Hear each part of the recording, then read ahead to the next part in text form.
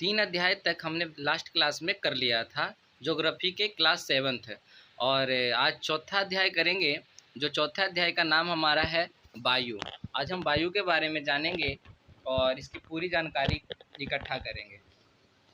तो आइए बढ़ते हैं चैप्टर्स की ओर। सबसे पहले वायु। वायु से याद आया वायुमंडल। अब वायुमंडल कहते किसको है, अब हम वो जानेंगे कि वायुमंडल कहते किसको हैं। तो देखिए सबसे ऊपर वाली लाइन में ही, हमारी पृथ्वी चारों ओर वायु की घनी चादर से घिरी हुई है।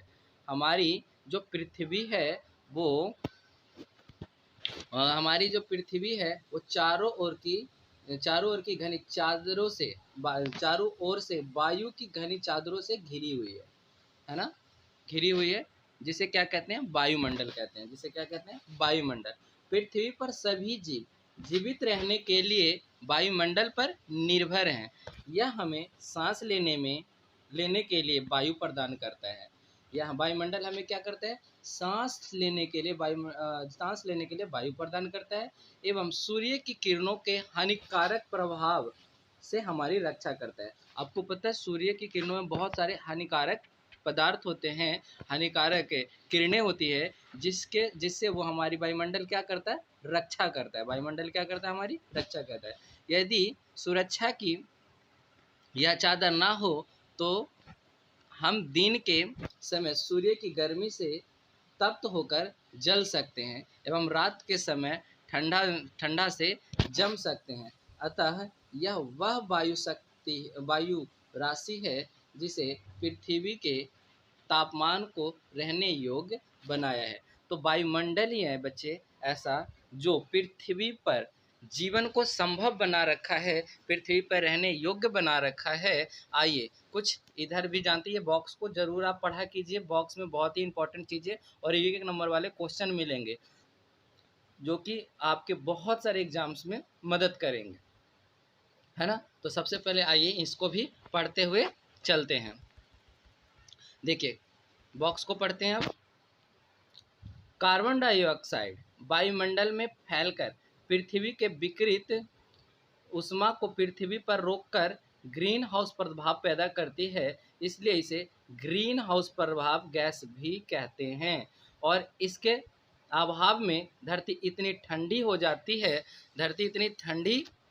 जाती है कि इस पर रहना असंभव होता। किंतु जब कारखाने एवं कार के धुएं से वायुमंडल में इसका स्तर बढ़ता है, तब इस ऊष्मा के द्वारा पृथ्वी का तापमान बढ़ता है। इसे वायुमंडलीय ताप यानी ग्लोबल वार्मिंग कहते हैं।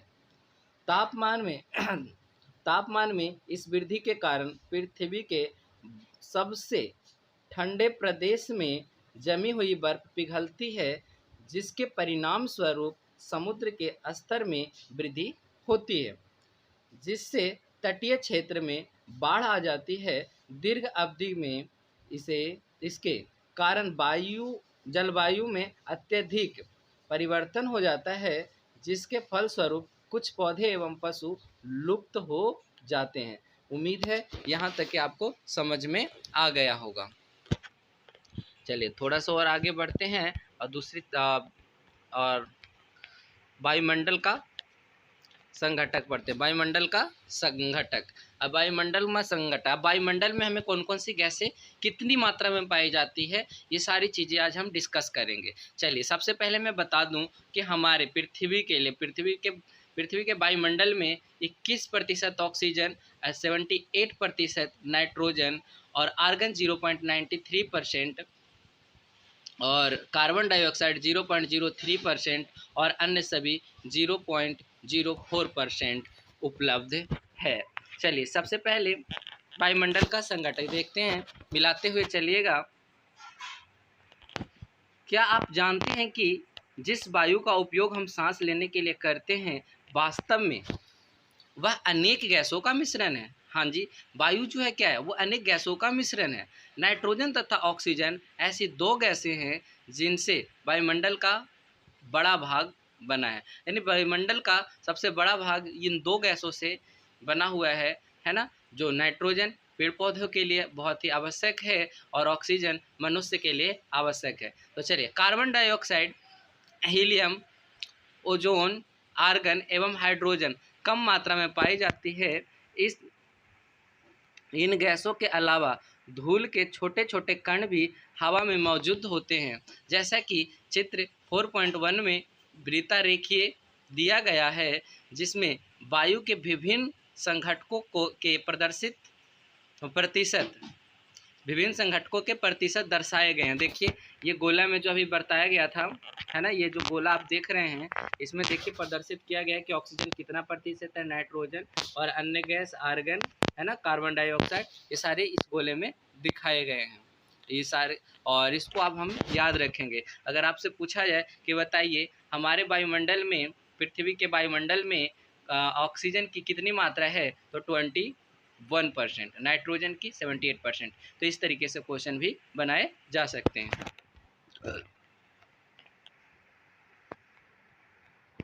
नाइट्रोजन वायु में सर्वाधिक पाई जाने वाली गैस है।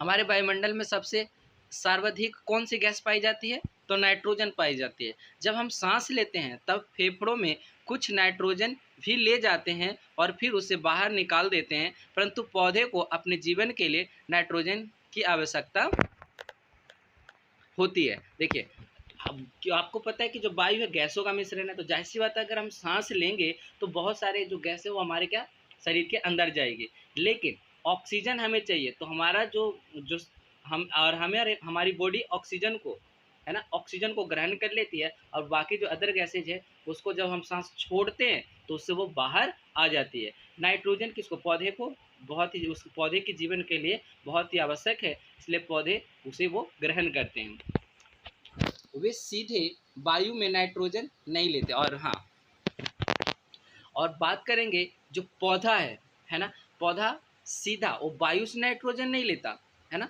कार्बन डाइऑक्साइड लेता है वायु से। क्या लेता है, कार्बन डाइऑक्साइड। लेकिन वो जो नाइट्रोजन है वो वायु से नहीं लेता है, वो जड़ से यानी मिट्टी से लेता है।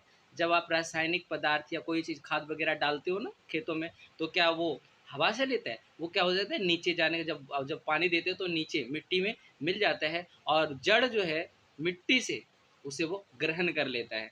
ये सभी नाइट्रोजन नहीं ले पाते। मृदा तथा कुछ पौधे की जड़ों में रहने वाले जीवाणु वायु से नाइट्रोजन लेकर इसका स्वरूप बदल देते हैं, जिससे पौधे इसका प्रयोग कर सकते हैं। ऑक्सीजन वायु में प्रचुर मात्रा से मिलने वाली दूसरी गैस है। मनुष्य तथा पशु सांस लेने में वायु से ऑक्सीजन प्राप्त करते हैं। हरे पादप प्रकाश संश्लेषण द्वारा ऑक्सीजन उत्पन्न करते हैं। इस प्रकाश वायु में ऑक्सीजन की मात्रा समान बनी रहती है। यदि हम वृक्ष काटते हैं तो यह संतुलन बिगड़ जाता है। देखो जो ऑक्सीजन हमें प्रदान करता है क्या, पेड़ पौधे करते हैं, और अगर आप पेड़ पौधे को ही काट देंगे तो ऑक्सीजन मिलना संभव नहीं होगा, और धीरे धीरे ऑक्सीजन की कमी हो जाएगी और जीव जंतु और मनुष्य भी मरना शुरू हो जाएगा। इसलिए हमें चाहिए कि पेड़ पौधे को संरक्षण करें। अगर एक काटते हैं तो उसकी जगह पे 10 लगाना भी चाहिए, है ना। चलिए आगे बढ़ते हैं। कार्बन डाइऑक्साइड अन्य महत्वपूर्ण गैस हैं। हरे पादप अपने भोजन के रूप में कार्बन डाइऑक्साइड का प्रयोग करते हैं और ऑक्सीजन वापस देते हैं। अब देखिए जो कार्बन डाइऑक्साइड है वो भोजन के रूप में पौधे होता है उसे ग्रहण कर लेता है, और हमें क्या प्रदान करता है, ऑक्सीजन प्रदान करता है। कौन करता है, पौधे करते हैं, पेड़ पौधे करते हैं। मनुष्य और पशु कार्बन डाइऑक्साइड क्या करता है, बाहर निकालते हैं। मनुष्यों तथा पशुओं द्वारा बाहर छोड़ी जाने वाली कार्बन डाइऑक्साइड की मात्रा पादपों द्वारा प्रयोग की जाने वाली गैस के बराबर होती है, जिससे यह संतुलन बना रहता है। परंतु यह संतुलन कोयला तथा खनिज तेल आदि ईंधनों के जलाने से गड़बड़ा रहा है। वे देखो कोयला वगैरह जलाते हैं उसमें बहुत सारा कार्बन होता है, जिसकी वजह से क्या संतुलन बिगड़ रहा है। वे वायुमंडल, आगे देखिए, वे वायुमंडल में प्रति वर्ष करोड़ों टन कार्बन डाइऑक्साइड की बढ़ोतरी करते हैं। परिणाम स्वरूप कार्बन डाइऑक्साइड का बढ़ा हुआ आयतन पृथ्वी पर मौसम तथा जलवायु को प्रभावित करता है। और जितना पृथ्वी पर से जितना कार्बन डाइऑक्साइड ऊपर जाएगा वो ऊपर जा कर के फिर मौसम और जलवायु को प्रभावित करेगा। है ना, जो कि हमारे लिए क्या है, नुकसानदायक है। ठीक है, चलिए आगे बढ़ते हैं। अब वायुमंडल की संरचना, वायुमंडल के बारे में जरा देखिएगा और इसको पूरे अच्छे से समझिएगा। वायुमंडल की संरचना, हमारा वायुमंडल 5 परतों में विभाजित है। हमारा वायुमंडल कितने परत में विभाजित है बच्चे? 5 परतों में विभाजित है, जो पृथ्वी की सतह से आरंभ होती है। और वो वायुमंडल कहाँ से शुरू होती है? तो पृथ्वी की सतह से शुरू होती है। और ये कौन कौन सा? सबसे पहला हमारा क्षोभ मंडल आता है ना। सबसे पहला कौन सा होता है? क्षोभ मंडल। दूसरा क्या आता है? समताप मंडल। तीसरा क्या आता है? मध्यम मंडल। और जो चौथा होता है बाह्य वायुमंडल। और एवं पांचवा जो होता है आपका बहिर्मंडल होता है। बहिर्मंडल सबसे ऊपर वाला। अब बात करेंगे कि क्षोभ मंडल क्या होता है। यह परत वायुमंडल की सबसे महत्वपूर्ण परत है। क्षोभ मंडल पृथ्वी के वायुमंडल की सबसे महत्वपूर्ण परत है। इसकी औसत ऊंचाई 13 किलोमीटर है। कहाँ से? पृथ्वी से 13 किलोमीटर तक के ये हमारा क्षोभ मंडल होता है। हम इसी मंडल में मौजूद वायु में सांस लेते हैं। अब आपसे पूछा जाए कि मनुष्य या जीव जंतु सांस कौन से मंडल के वायु से लेता है, तो आप कहोगे क्षोभ मंडल, है ना। मौसम की लगभग सभी घटनाएं जैसे वर्षा, कोहरा एवं ओला वर्षण इसी परत से के अंदर होता है। इसी परत के अंदर क्या होता है? होती है। अच्छा, अब दूसरा आता है समताप मंडल। इसको थोड़ा ध्यान से समझिएगा। क्षोभ मंडल के ऊपर का भाग, जैसे क्षोभ मंडल खत्म होता है उसके ऊपर का भाग, है ना, ऊपर का भाग समताप मंडल कहलाता है। और यह लगभग 50 किलोमीटर की ऊंचाई तक फैला हुआ है। और जब बताएं कि जो समताप मंडल कितने किलोमीटर तक के फैला हुआ है, तो 50 किलोमीटर तक और ऊंचाई तक के वो फैला हुआ है। यह परत बादलों एवं मौसम संबंधी घटनाओं से लगभग मुक्त होता है ना। इसकी फलस्वरूप यहाँ की परिस्थितियाँ हवाई जहाज उड़ने के लिए आदर्श होती है। अब हम बात करें समताप मंडल। आपसे पूछा जाए जहाज कौन से मंडल में उड़ता है? क्षोभ मंडल, समताप मंडल, बहिर्मंडल, है ना, या बाह्य मंडल या मध्य मंडल, कौन से मंडल में उड़ता है? तो आप कहोगे समताप मंडल में। वायुयान को उड़ने में ये परतें मदद करती है। कितने किलोमीटर तक फैली होती है? 50 किलोमीटर तक फैली होती है। समताप मंडल की एक महत्वपूर्ण विशेषता यह है कि समताप मंडल की एक जो महत्वपूर्ण विशेषता यह है कि इसमें ओजोन गैस की परत होती है। यह परत सूर्य से आने वाली हानिकारक गैस से हमारी रक्षा करती है। अब बोलेंगे सूर्य से आने वाली हानिकारक गैस से रक्षा करने वाली कौन सा मंडल है? तो आप क्या कहोगे? समताप मंडल। अब हम बात करेंगे मध्यम मंडल की। किसकी? मध्यम मंडल। यह वायुमंडल की तीसरी परत है। यह समताप मंडल के ठीक ऊपर, अब समताप मंडल के ठीक ऊपर कौन सा मंडल है? मध्यम मंडल है। तो समताप मंडल के ठीक ऊपर होती है। यह लगभग 80 किलोमीटर की ऊंचाई तक के फैली है ना, 80 किलोमीटर की ऊंचाई तक के फैली है। अंतरिक्ष में प्रवेश करने वाले उल्कापिंड इसी परत में आने पर जल जाते हैं। और ये मध्यम मंडल में जैसे ही कोई उल्कापिंड वगैरह आता है तो इस मंडल में आते हैं, क्या होता है? वो जल जाता है। और ये जो मध्यम मंडल कहाँ होता है? समताप मंडल के ठीक ऊपर, है ना। और कितने किलोमीटर तक फैला होता है? 80 किलोमीटर तक फैला होता है। क्षोभ मंडल के जस्ट ऊपर कौन सा होता है? समताप मंडल होता है। कितने किलोमीटर तक फैला होता है? 50 किलोमीटर तक फैला होता है। याद रखिएगा बच्चे। चलिए आगे बढ़ते हैं। बाह्य मंडल। बाह्य वायुमंडल में बढ़ती ऊंचाई के साथ तापमान अत्यधिक तीव्रता से बढ़ता है।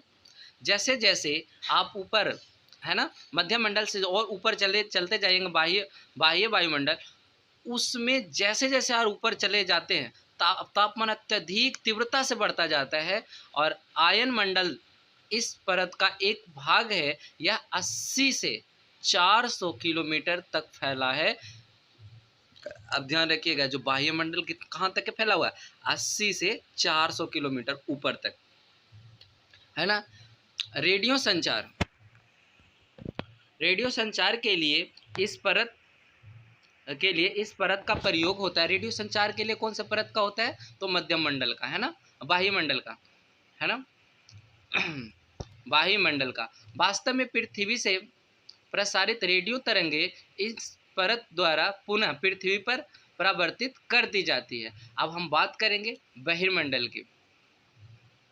वायु की सबसे ऊपरी परत बहिर्मंडल के नाम से जाना जाता है। यह वायु की पतली परत होती है। हल्की गैस जैसे हीलियम एवं हाइड्रोजन यहीं से अंतरिक्ष में तैरती रहती है और बहिर्मंडल में ही हीलियम एवं हाइड्रोजन जैसी जो गैसें होती है वो अंतरिक्ष में क्या होती है, वो तैरती रहती है ना। तो उम्मीद है बच्चों इतना तो आपको समझ में आ गया होगा। चलिए थोड़ा और आगे बढ़ते हैं। मौसम एवं जलवायु।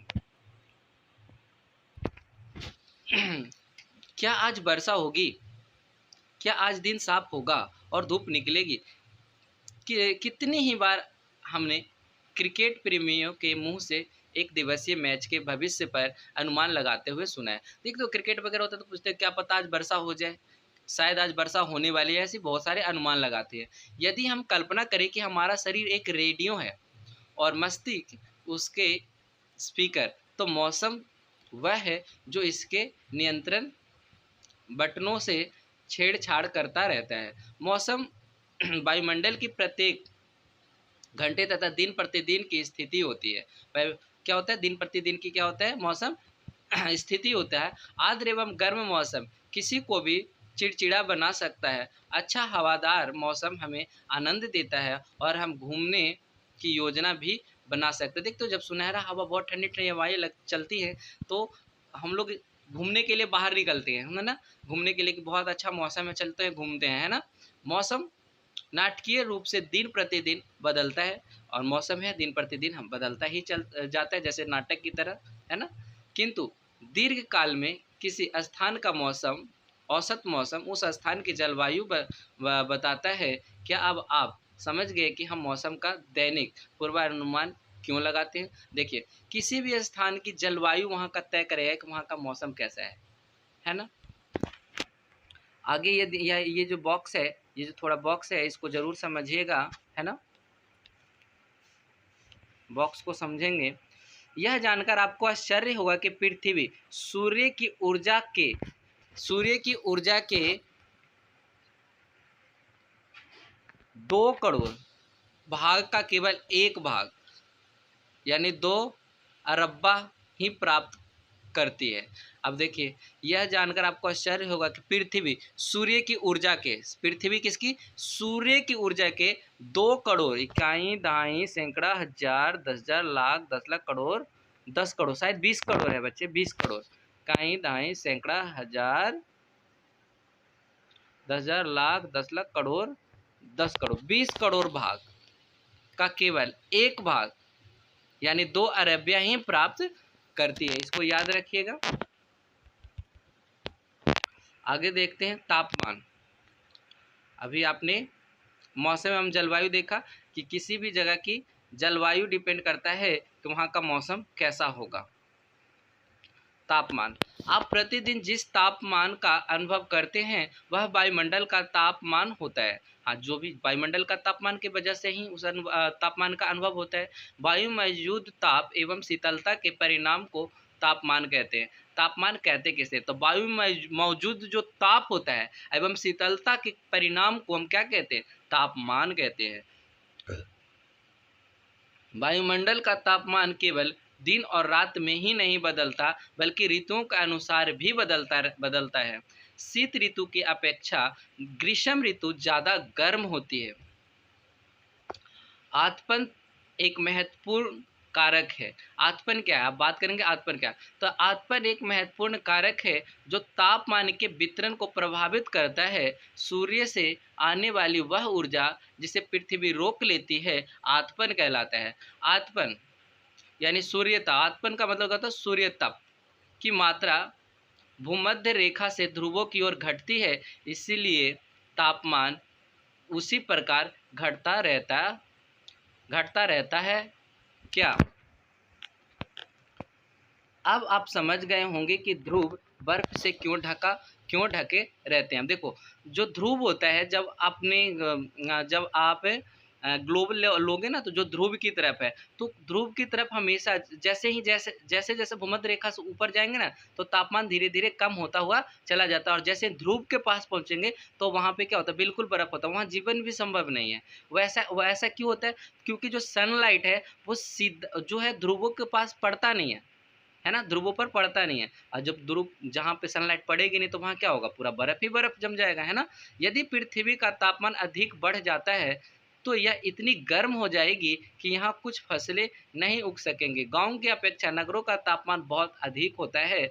दिन के समय में एसाफेल्ट से बनी सड़कें एवं धातु और कंक्रीट से बने भवन गर्म हो जाते हैं। रात के समय यह ऊष्मा मुक्त हो जाती है। नगर के भीड़ वाले ऊंचे भवन गर्म वायु को रोक लेती है, जिससे नगरों का तापमान बढ़ जाता है। अब बढ़ेंगे वायु दाब।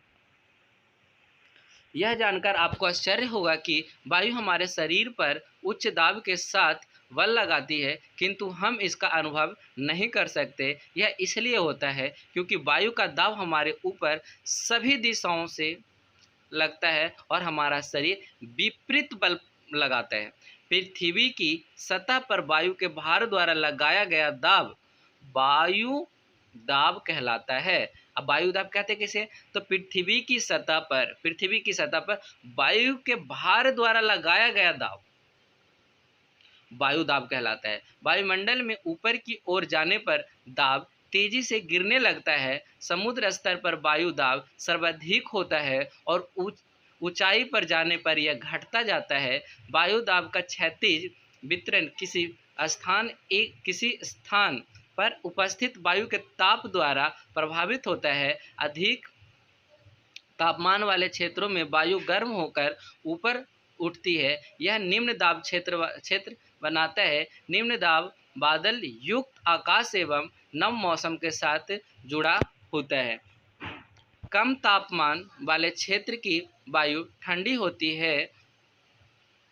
इसके फलस्वरूप यह भारी होती है। भारी वायु निमज्जित होकर उच्च दाब क्षेत्र बनाती है। उच्च दाब के कारण स्पष्ट एवं स्वच्छ आकाश होता है। वायु सदैव उच्च दाब क्षेत्र से निम्न दाब क्षेत्र की ओर गमन करती है। वायु कैसे गमन करती है, तो वायु सदैव उच्च दाब से निम्न दाब की तरफ क्या होता है, निम्न दाब के क्षेत्र की तरफ क्या होता है, गमन करती है, यानी बहती है। अब हम पवन की बात करेंगे। उच्च दाब क्षेत्र से निम्न दाब क्षेत्र की ओर वायु की गति को पवन कहते हैं। अच्छा, उच्च दाब से जो निम्न दाब क्षेत्र की तरफ जो वायु है, तो उसे क्या कहते हैं, पवन कहते हैं। आप पवन को काम करते देख सकते हैं। जब यह सड़क पर गिरी पत्तियों को उड़ाती अथवा तूफान के समय पेड़ों को उखाड़ देती है। कभी कभी जब पवन धीरे बहती है तो आप इसे महीन धूल या धुएं को उड़ाते देख सकते हैं। कभी कभी पवन इतनी तेज होती है कि इसके विपरीत दिशा में चलना कठिन हो जाता है। आपने अवश्य अनुभव किया होगा कि तेज पवन में छाता लेकर चलना आसान नहीं है। 3 अन्य उदाहरण सोचिए।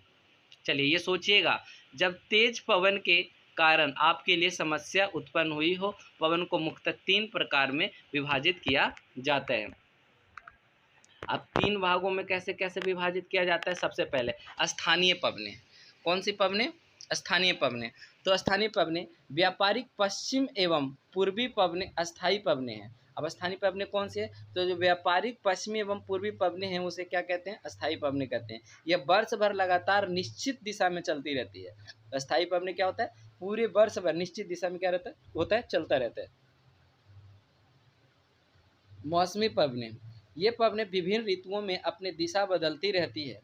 उदाहरण के लिए भारत में मानसूनी पवनें क्या होते हैं, ऋतुओं के साथ साथ वो बदलता रहता है। ये होता है मौसमी पवनें। जैसे जैसे मौसम चेंज होता जाएगा, ये अपने पवनें हैं, है ना, अपनी दिशा बदलता रहेगा। अब स्थानीय पवनें, पहला बताया अस्थायी पवनें, अब ये स्थानीय पवनें सुनिए। अस्थायी पवनें पहला, दूसरा मौसमी पवनें और तीसरा है स्थानीय पवनें। ये पवनें किसी छोटे क्षेत्र में वर्ष या दिन के किसी विशेष समय में चलती है। उदाहरण के लिए स्थल एवं समुद्री समीर, क्या आपको भारत के उत्तरी क्षेत्र की गर्म एवं शुष्क स्थानीय पवन याद है, इसे लू कहते हैं। जो गर्म और शुष्क पवन होते हैं उसे क्या कहते हैं? लू। देखते हो कि गर्मियों के मौसम में हम बाहर नहीं निकलते हैं, बहुत ज़्यादा गर्मी पड़ता है तो कहते हैं धूप में मत निकलो, नहीं तो क्या लग जाएगी? लू लग जाएगी, है ना, तो उसे लू कहते हैं। अच्छा चलिए थोड़ा सा ये समझ लेते हैं डब्बा वाला भी, जो चक्रवात क्या है ना, चक्रवात समझ लें और कब आया था ये एक चक्रवात की कहानी। चलिए इसके सबसे पहले हम नीचे जो है आर्द्रता ये समझ लेते हैं, उसके बाद देखेंगे, है ना। आर्द्रता, जब जल पृथ्वी एवं विभिन्न जलाशयों से बाष्पित होता है तो यह जल वाष्प बन जाता है। वायु में किसी भी समय जल वाष्प की मात्रा को आर्द्रता कहते हैं, है ना। अब आर्द्रता किसे कहते हैं? तो वायु में किसी भी समय जल वाष्प की मात्रा को क्या कहते हैं? आर्द्रता कहते हैं। जब वायु में जल वाष्प की मात्रा अत्यधिक होती है तो उसे हम आर्द्र दिन कहते हैं। जैसे जैसे वायु गर्म होती जाती है इसकी जल वाष्प धारण करने की क्षमता बढ़ती जाती है, इस प्रकार यह और अधिक आर्द्र हो जाती है। आर्द्र दिन में कपड़े सूखने में काफ़ी समय लगता है एवं हमारे शरीर से पसीना आसानी से नहीं सूखता और हम असहज महसूस करते हैं। जब जल वाष्प ऊपर उठता है तो यह ठंडा होना शुरू हो जाता है। जल वाष्प संघनित होकर ठंडा होकर जल की बूंद बनाते हैं बादल। इन्हीं जल बूंदों का ही एक समूह होता है। जब जल की ये बूंदें इतनी भारी हो जाती है कि वायु में तैर ना सके तब ये बरसन के रूप में नीचे आ जाती है। आकाश में उड़ते हुए जेट हवाई जहाज अपने पीछे सफ़ेद पथ चिन्ह छोड़ते हैं। इनके इंजनों से निकली नमी संघनित हो जाती है। वायु के गतिमान न होने की स्थिति में यह संघनित नमी कुछ देर तक पथ के रूप में दिखाई देती है। पृथ्वी पर जल के रूप में गिरने वाला बरसन वर्षा कहलाता है। ज़्यादातर भौम जल वर्षा जल से ही प्राप्त होता है। पौधे जल संरक्षण में मदद करते हैं। जब पहाड़ी पार्श्वों से पेड़ काटे जाते हैं, वर्षा जल अनावृत पहाड़ों से नीचे बहता है एवं निचले इलाकों में बाढ़ का कारण बनता है। क्रियाविधि आधार पर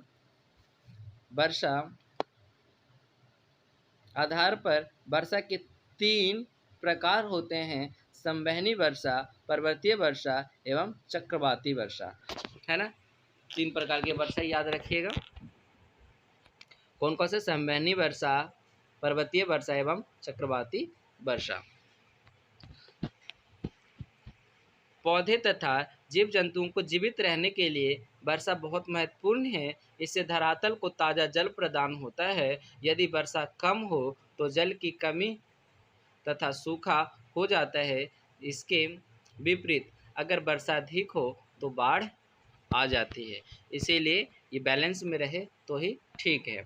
अब देखो बरसन के दूसरे रूप हिम सहित विशिष्ट तथा ओला है। वर्षण का दूसरा रूप क्या होता है कि जब वो बर्फ पूरा नहीं पिघल पाता, बूंद का नहीं ले पाता, तो क्या होता है? ओले बरसने लग जाते हैं, है ना। देखा होगा आपने बरसते हुए। थोड़ा अब ये भी देख लीजिए डब्बे वाले भी। क्या आप जानते हैं पवन का नाम उनके आने की दिशा के आधार पर निर्धारित होता है।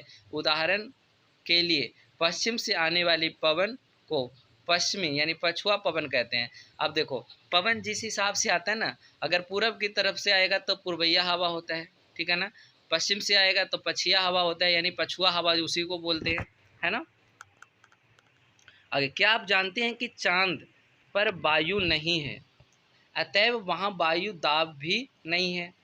अंतरिक्ष यात्री जब चांद पर जाते हैं तो वे विशिष्ट रूप से सुरक्षित हवा से भरी हुई अंतरिक्ष पोशाक पहनते हैं। यदि वे इन अंतरिक्ष पोशाक को ना पहने तो अंतरिक्ष यात्रियों के शरीर द्वारा विपरीत बल लगने के कारण उनकी रक्त शिराएँ फट जा सकती है, जिससे अंतरिक्ष यात्री रक्तस्रावित हो सकते हैं और वो मर भी सकते हैं, है ना। आगे बढ़िए। तापमान को मापने की मानक इकाई डिग्री सेल्सियस है। तापमान को मापने की मानक इकाई क्या है? Degree Celsius. इसका आविष्कार एंडर्स सेल्सियस ने किया था। ये भी याद रखिएगा कि तापमान मापक का आविष्कार किसने किया था? सेल्सियस पैमाने पर जब 0 डिग्री सेल्सियस पर जमता है एवं सेल्सियस पर जल 0 डिग्री सेल्सियस पर जमता है और एवं 100 डिग्री सेल्सियस पर उबलता है। और ये आज आपका जो ये चैप्टर है, चैप्टर 4, वो समाप्त हो जाता है। और अब हम मिलेंगे अगले अध्याय में और उस पे चर्चा करेंगे, है ना। तो चलते हैं। जब तक के लिए आप जितना भी मैंने पढ़ाया आप उसे एक एक लाइन फिर से आप भी पढ़िए और नोट्स ज़रूर बनाते हुए चलिए, ये आपको बहुत मदद करेगा।